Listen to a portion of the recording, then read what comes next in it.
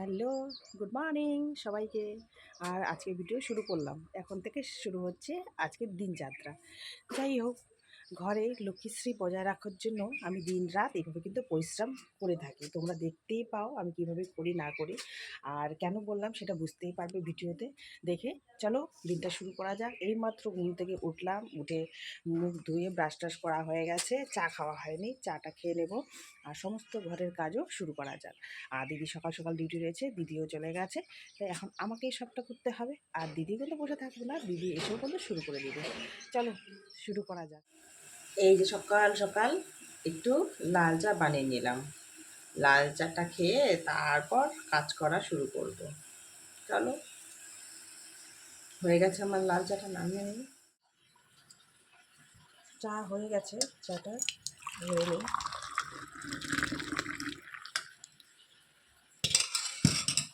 এখন এই লাল চাটাই খাওয়া হবে। কাজকর্মগুলো এভাবে আমি করে থাকি যাতে একটু লক্ষ্মীশ্রী আসে, তাই না? আর বাইরেও কাজ করি তাতে যাতে সংসারে একটু হেল্প হয়, তাই একটু বাইরে যাই কাজ করতে। আমার কিন্তু খারাপ লাগে না, আমি ঘরে বাইরে যেটা ম্যানেজ করে নিচ্ছি সেটা একটু সংসারের উন্নতির জন্য, তাই না বলো? এই যে আমি ঘরে বাইরে কাজ করি, বাইরে কাজ করতে যাই, আমার অসুবিধা হয় ঠিকই, কিন্তু বেশ ভালোও লাগে, খারাপ লাগে না। দেখতে পাচ্ছ জল চলে এসছে, এখন জলও ধরে নেব।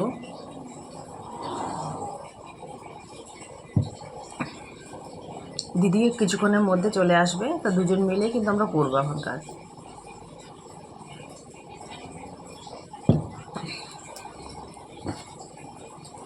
ঘুম থেকে কিন্তু কেউ এখনো ওঠেনি, দেখো। দিদি দিদির মতো চলে গেছে, আর আমি আমার মতো কাজ শুরু করবো।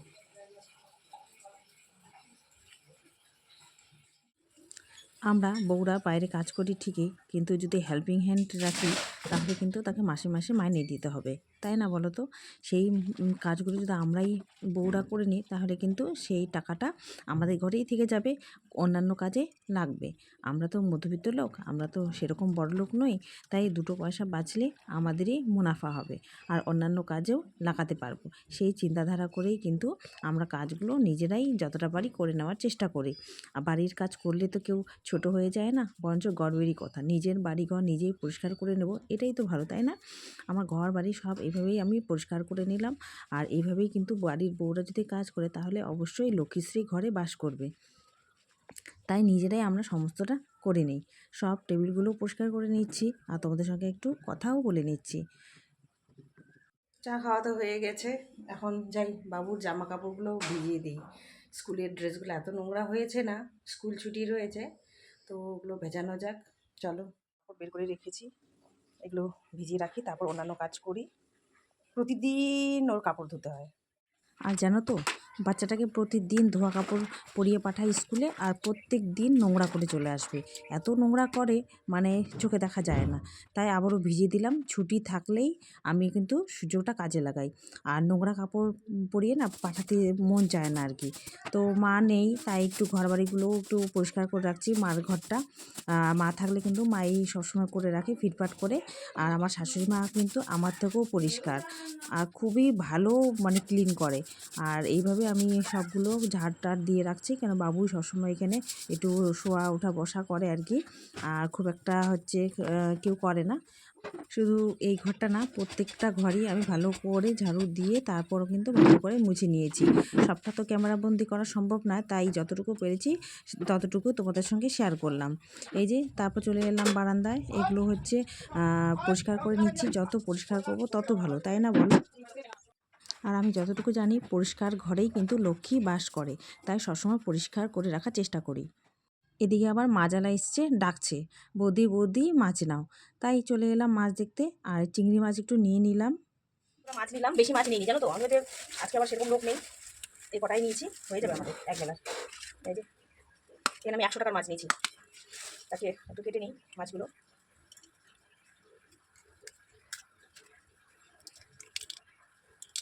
কাটতে কাটতে তোমাদের সঙ্গে একটু গল্প করে নিই, এভাবে কেটে নিচ্ছি। বাড়িতে এসেছিলো মাজালা, দেখতেই পেলে মাছটা কেটে নেওয়ার পর তারপর এই জায়গাটাইতে আবার আমি কাপড়গুলো ধুয়ে নিচ্ছি। তাহলে কি বলতো, মাছে একটা আষ্টে গন্ধ থাকে, ভালো লাগে না, সব ঘর যেন মাছ মাছ গন্ধ করে। তাই ভালো করে জল সার্ফ দিয়ে ধুয়ে তারপর হচ্ছে কাপড়গুলো ধুয়ে দিচ্ছি, তাহলে আরও আমার ক্লিন হয়ে যাবে কুয়োরপাড়টা।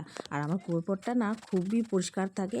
তো পাশের বাড়িতে কাজ করতে আসে, উনি বলে তোদের কুয়োরপাড়টা কি পরিষ্কার। আমরা সবসময় চাই, যেহেতু সামনের দিকে রয়েছে কুয়োরপাড়টা, তাই সবসময় ক্লিন করে রাখার চেষ্টা করি। পরিষ্কার থাকলে কিন্তু বেশ ভালো লাগে দেখতে। চলো, কাপড় দেওয়া হয়ে গেছে, এগুলো এখন মেলে দিই। আর মাছ কাটতে, কাপড় ধুতে, এগুলো করতে সত্যি অনেকটা দেরি হয়ে গেছে বলো, আর না করলেও হবে না।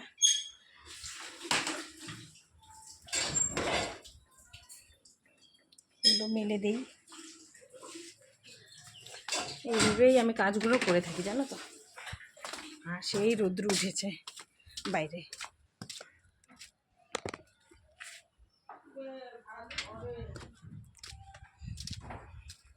চলে এলাম বাইরে কাপড় মেলতে।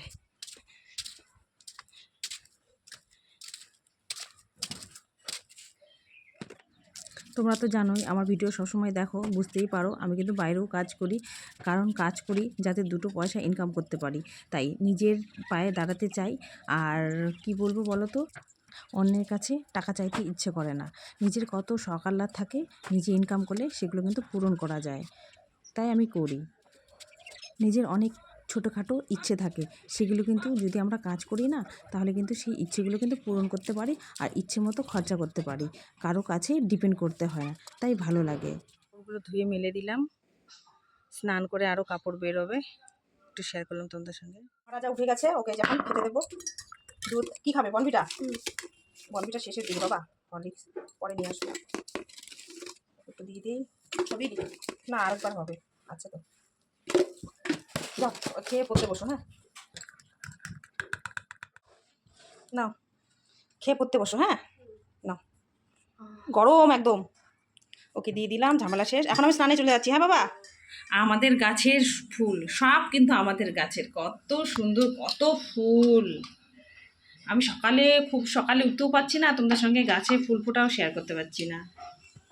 কি ভালো লাগছে, দিদিকে বলছি সব কেন তোলো, রেখে দিবে গাছে। দেখলে কিন্তু বোঝা যায় না এত ফুল, অনেক ফুল হয়েছে জানো তো। যাই পুজোটা দিই নি।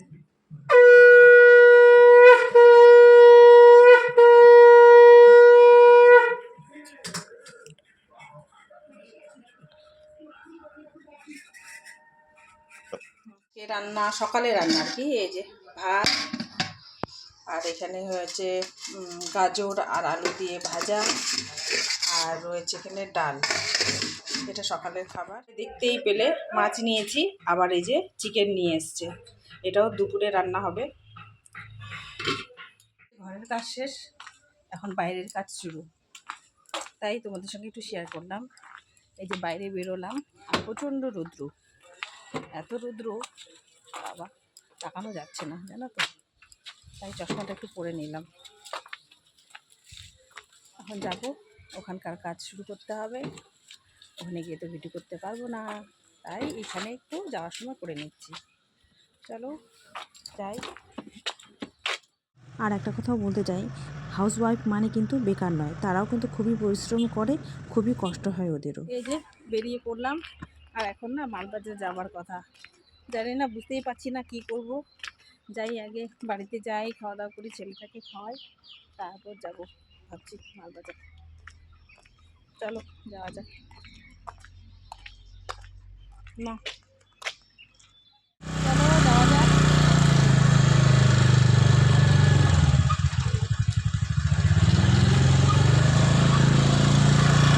চুলটা না এলোমেলো হয়েছিল, একটু বেঁধে নিলাম। সামনে চলে আসলে না ভালো লাগবে।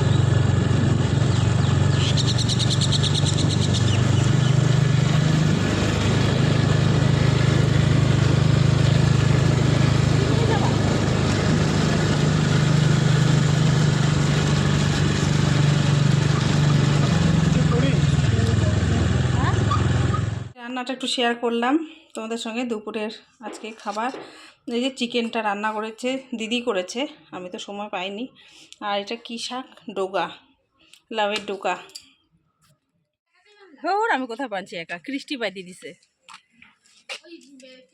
হ্যাঁ হ্যাঁ, চুলটা ও চুলগুলো মুখের সামনে চলে আসে না, ওই জন্য ওকে বললাম দে তো বাইদে। ও আরেকদিন দিছিল। ও বাঁধে তো সব সময়, আমি পারি না এগুলো। ওই চুল বেঁধে দিয়েছে তো কৃষ্টি, তো বলছে খুব সুন্দর লাগছে চুলটা বাঁধা, পিছন দিকে হয়তো সুন্দর লাগছে, সামনে বারবার চুলগুলো চলে আসে না মুখে, মানে অসুবিধে হয়, তাই ওকে বললাম একটু বেঁধে দিত।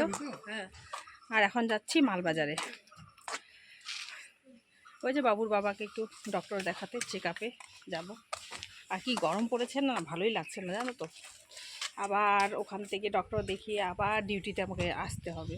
আবার পাশে বাড়ি বোনটা বলছে 7টার সময় বাসন্তী পূজা চাঁদা ওরা কাটছে, আর আমি তো যেতে পারি না। তো বলছে আমাদের এখানে যে প্রধান আছে ওনার বাড়িতে যেতে, দেখি আগে যাই। এখন আপাতত মালবাজারে যাচ্ছি। দেখতে পাচ্ছ আমি কতটা ব্যস্ত, একটুকু সময় নেই আমার জন্য। ঠিক আছে, এখন রাখছি, পর দেখা হচ্ছে।